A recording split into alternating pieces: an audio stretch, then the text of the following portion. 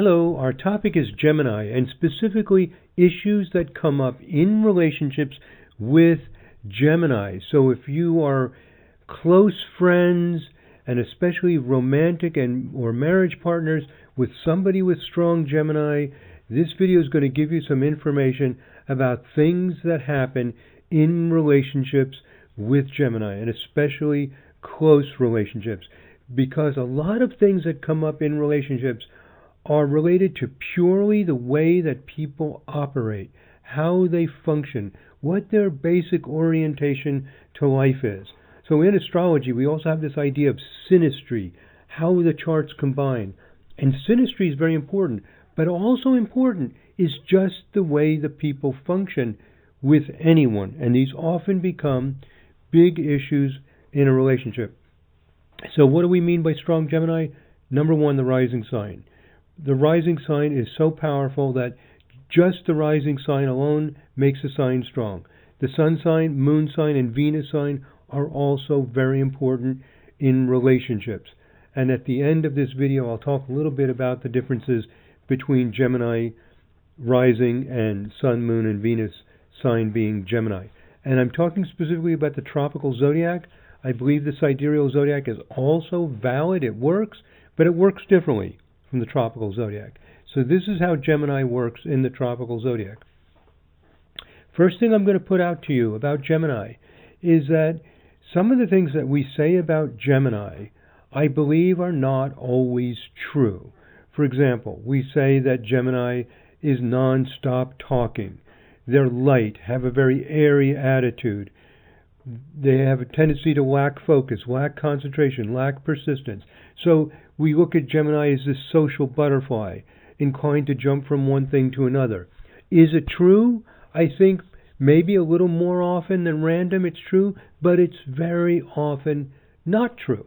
Okay, so how's that for a radical thing? I'm saying that a lot of the things we say about Gemini are just simply not consistently true.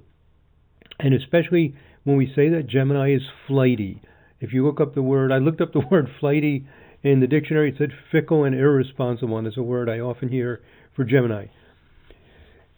And I'll give you an example of this just to illustrate what I'm getting at. Let's use the retired great tennis player Steffi Graf.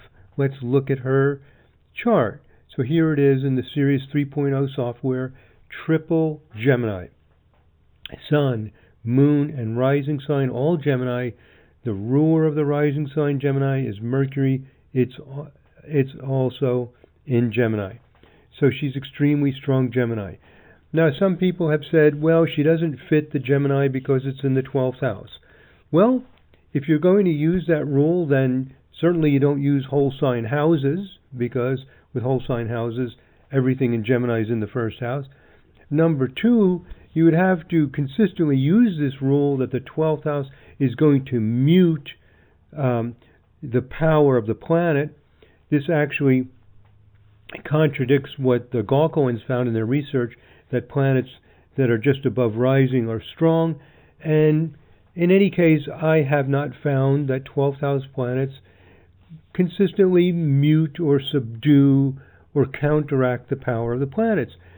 Some people look for an aspect from Saturn. There's really not a whole lot happening with Saturn to this Gemini. Why is it that Steffi Graf, according to her good friends, her coaches, was just the opposite of Gemini?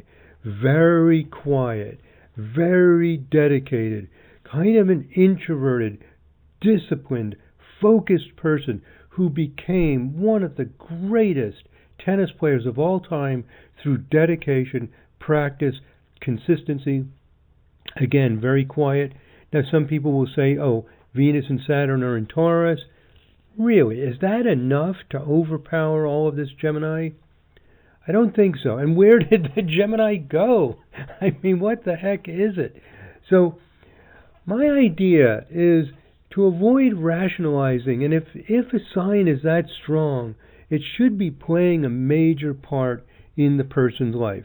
And some people say, well, Gemini fits with tennis. That's true. You know, it's Gemini duality and hitting the ball back and forth across the court. there isn't particularly strong Gemini in the charts of great tennis players, but maybe that's part of it. I think probably that's true. But I think also, rather than just fishing around for things that seem to fit, I think we can feel the spirit of what the sign really is. And this is one of the things that's really important in this system of astrology I use called vibrational astrology, and important in some other schools of astrology, is to really feel what the essence of that sign is and to feel it in the person. So, going back to the PowerPoint, how do we understand Steffi Graf, just as an example, of being very strong Gemini?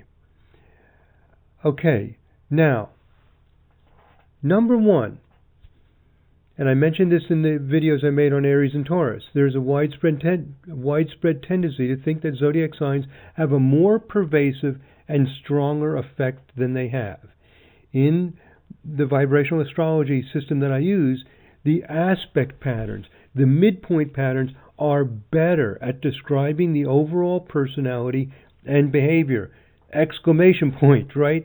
This is the big point. If you really want to get an overview of what the person is like, go to the aspect patterns and midpoint patterns. They describe the energy flow in the person. And so, not surprisingly, Steffi Graf has very strong configurations in her 7 vibration chart and her 21 vibration chart, which are the charts of quiet, introversion, and often give tremendous discipline. Very, very strong patterns. But what do the zodiac signs do in our lives? What does the Gemini do? Here's my proposal for Gemini.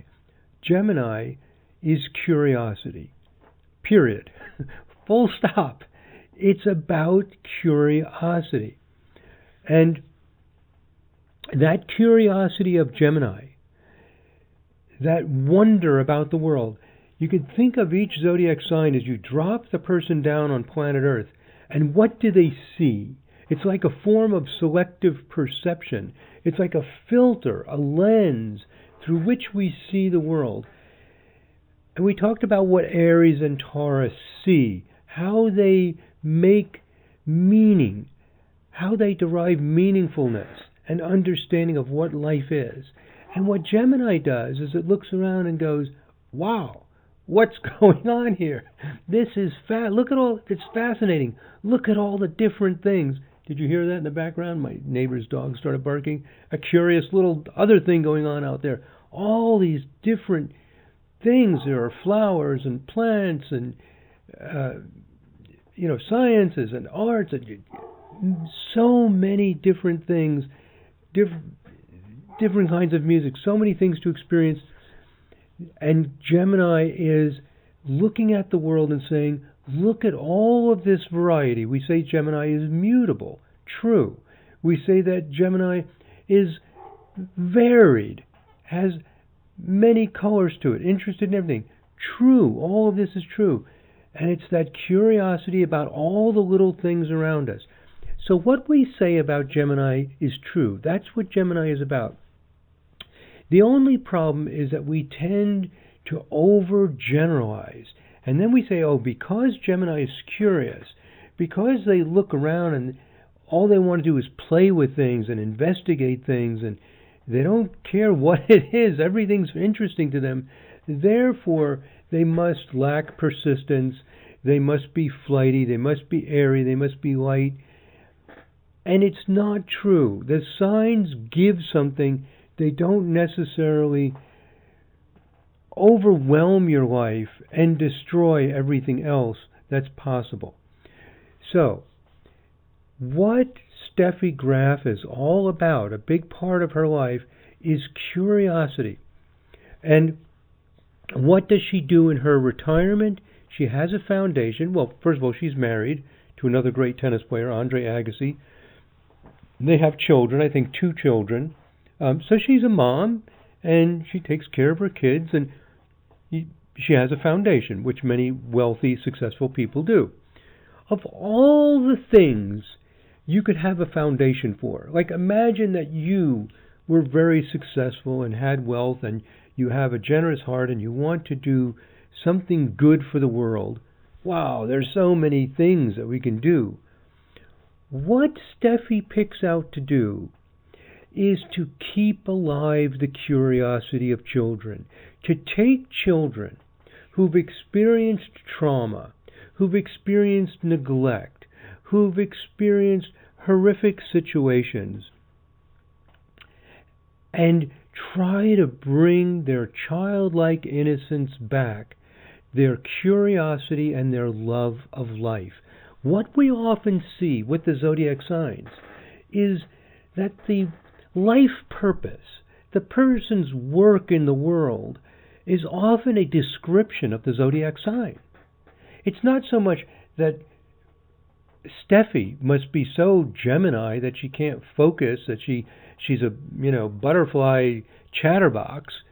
Actually, she's always been just the opposite. She's just the opposite of a chatterbox. Very, very quiet.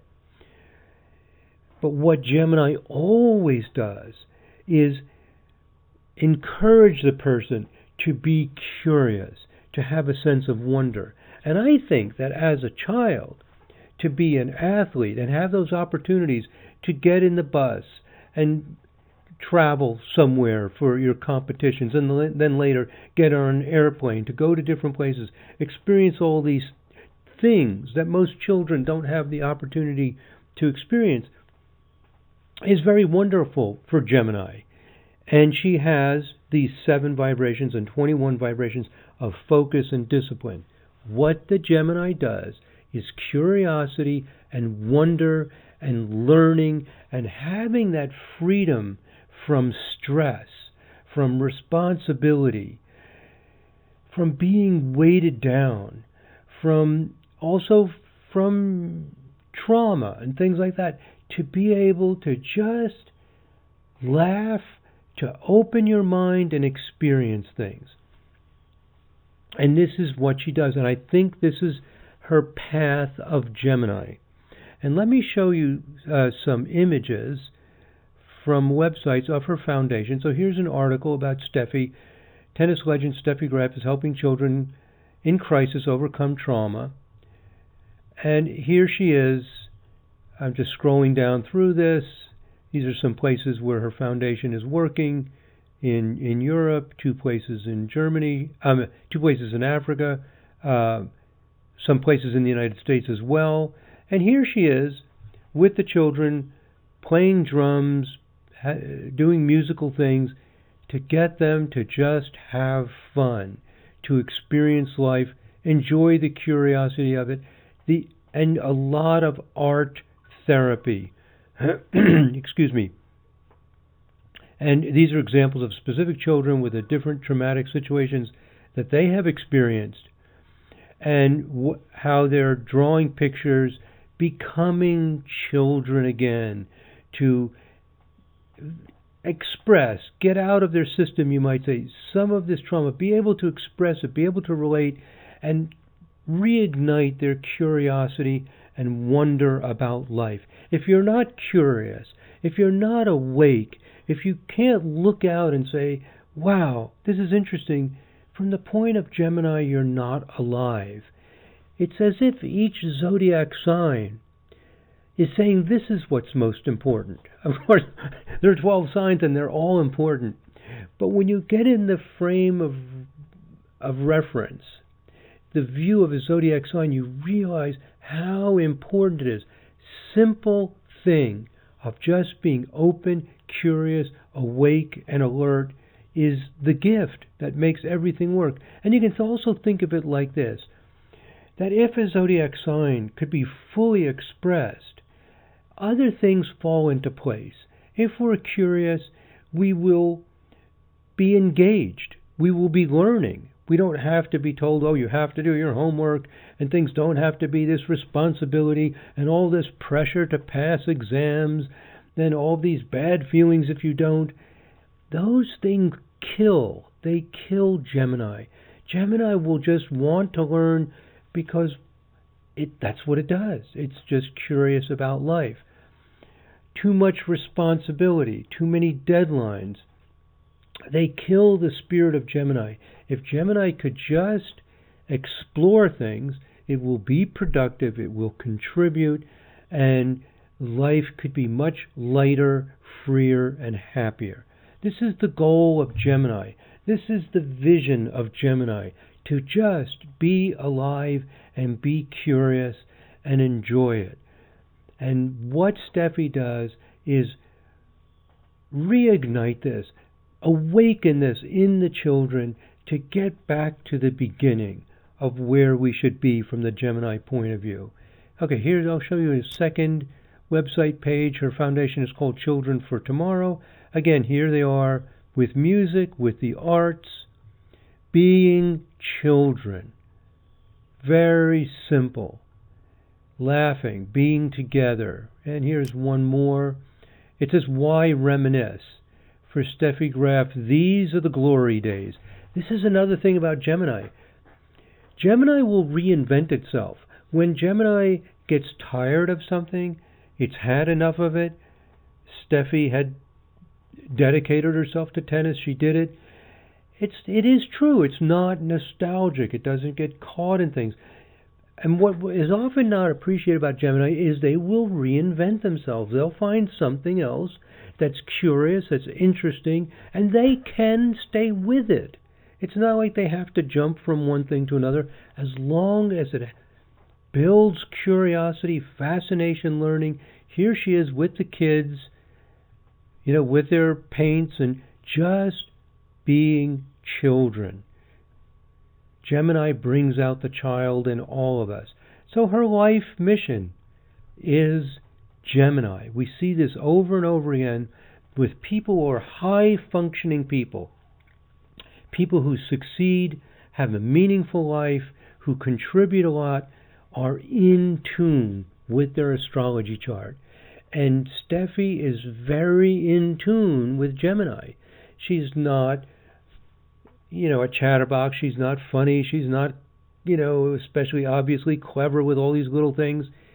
She's living the life of engagement with new ideas, curiosity, and so on. So, that is what Gemini is. So our idea of Gemini is good. It just becomes exaggerated and overgeneralized.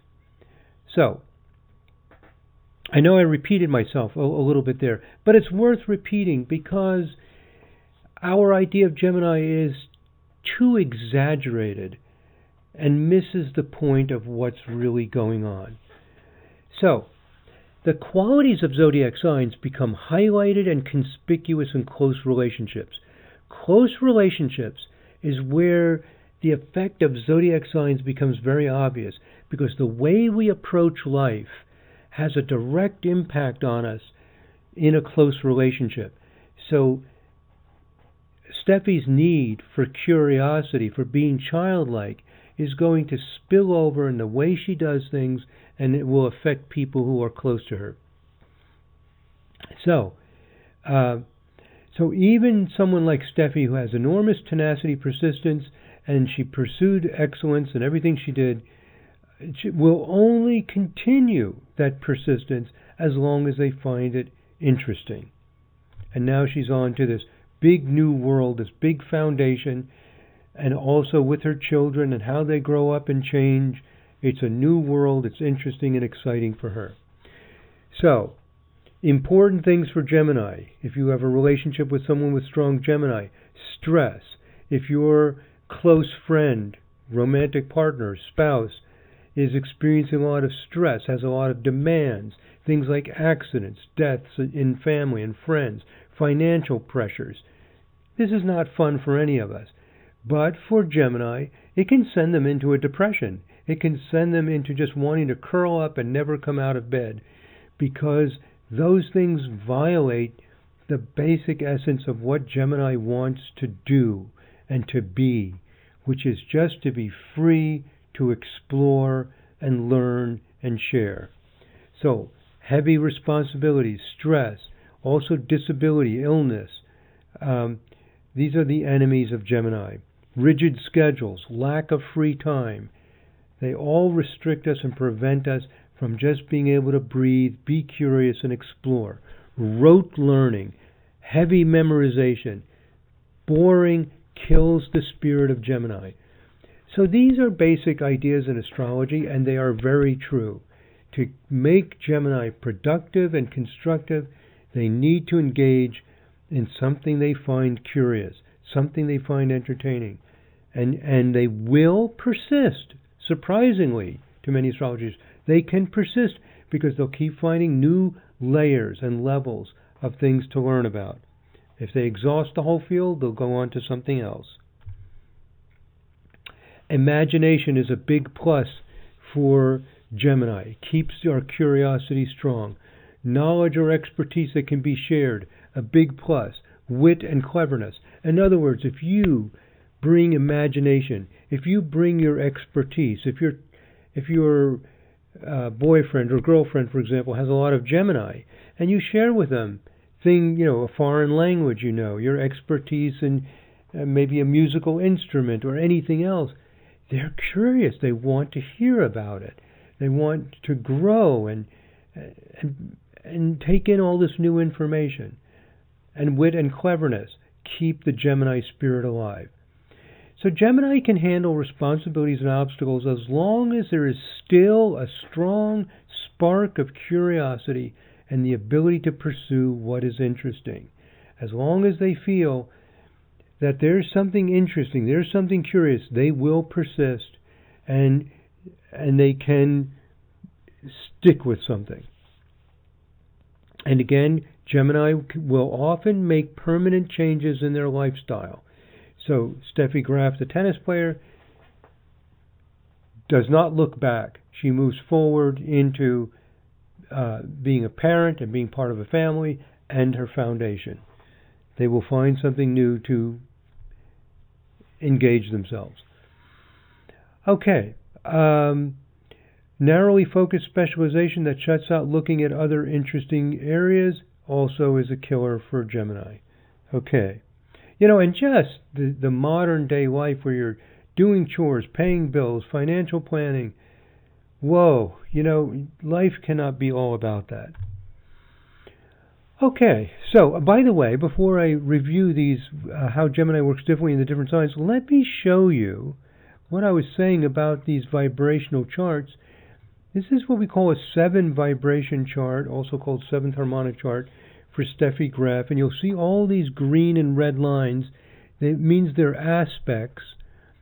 A lot of things around 6 or 7 degrees.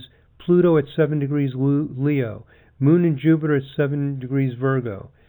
Neptune at 6 degrees Scorpio. Saturn at 6 degrees Sagittarius. A little bit later, towards 9 degrees, we have Mars. So there's a lot of squares, trines, sextiles, a semi-sextile from Pluto to Moon and Jupiter. A lot of aspect connections between the planets makes that vibration strong.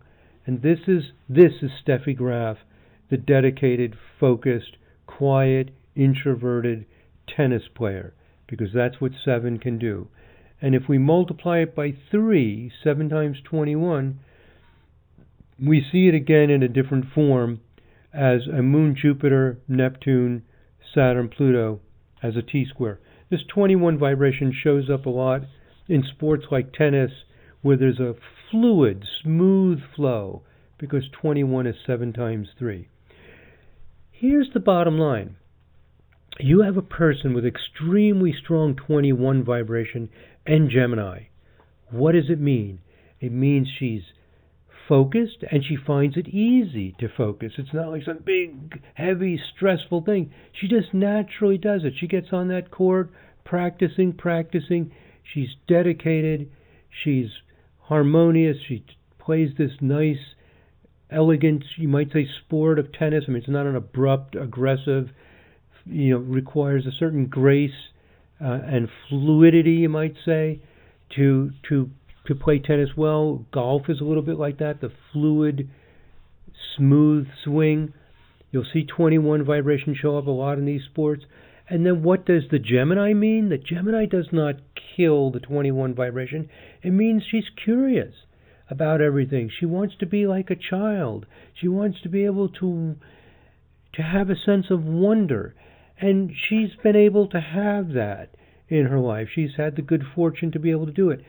But in a really evolved person, as we develop, everything is not just for us. You become part of the whole world. And so she's spreading this way that she is into the world and finding parts of the world where it's missing the most. Where is Gemini missing the most?